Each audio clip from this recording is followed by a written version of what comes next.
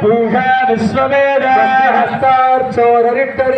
स्वस्तिनो बृहस्पतिर्ददातु ओम शांति शांति शांति தொடர்ந்து நடைபெற இருக்கின்றன. சரியாக 9:50 அளவிலே பூர்ணாகுதி நடைபெற்று 10 மணிக்குள்ளாக இதற்கான யாக பூஜைகள் நிறைவடைந்து சரியாக 10 மணிக்கு மேலாக இந்திரஸ்தாபன பூஜை தொடர்ந்து நாளை காலை 2ஆம் பெருந்தாண்டு பெருவிழா தெய்வமானது இறைவன் திருவள்ளோடு நடைபெற இருக்கின்றன.